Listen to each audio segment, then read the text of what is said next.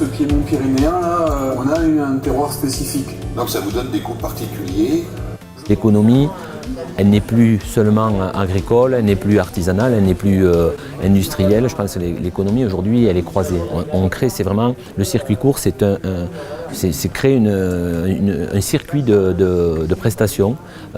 Et je crois que c'est surtout pas supprimer un niveau de service ou un niveau d'entreprise. Donc artisans, entreprises, restaurateurs, producteurs, tout le monde est dans la chaîne.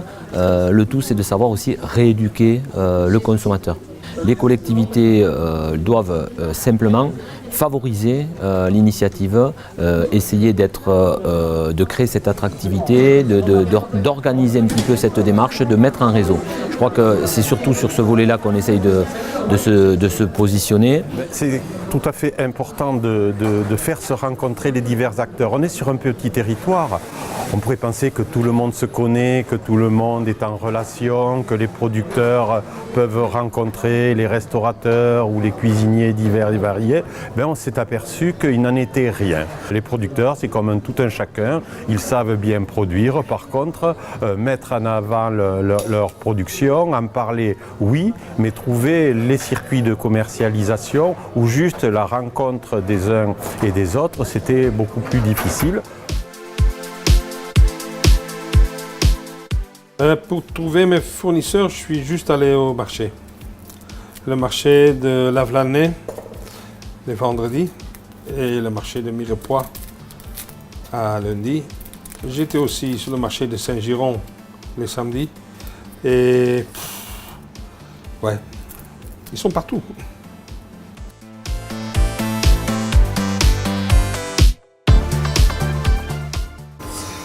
Mais le local, ça j'ai vu ici, comme on disait tout à l'heure, le bio c'est important, mais le local c'est plus important encore. Notre slogan c'est aussi manger local, penser global. Quand on dit le professionnel et l'éleveur, nous on est vraiment l'intermédiaire. Parce qu'on voit comment est la bête, on peut la conseiller aussi aux professionnels, on est là sur place. Le professionnel même peut venir sur place voir sa bête, ça c'est un avantage.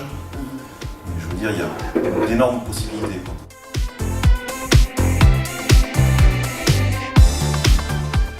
La collaboration qu'on a avec la salle de découpe de M. Canvel, là, c'est une collaboration, on fait découper une fois par mois, mais c'est une collaboration quasi hebdomadaire, puisque on se contacte pour les rendez-vous, on se contacte pour les découpes, pour les consignes de découpe, pour les améliorations qu'on a apportées. Et c'est un outil indispensable au développement de la vente directe.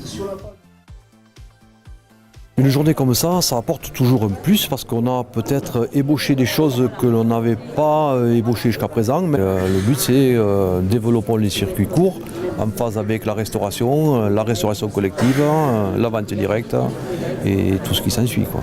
Voilà. C'était la première fois qu'on organisait ces rencontres entre les restaurateurs et les producteurs, entre professionnels. Et en fait, il s'avère que même si beaucoup de restaurateurs travaillent avec des produits locaux, ils ne se connaissent pas vraiment entre eux et ils sont pourtant preneurs de mise en relation, de connaître davantage de producteurs, de connaître davantage de restaurateurs. Et souvent, ni les uns ni les autres, par faute de temps à consacrer à ces contacts, auraient besoin davantage de mise en relation.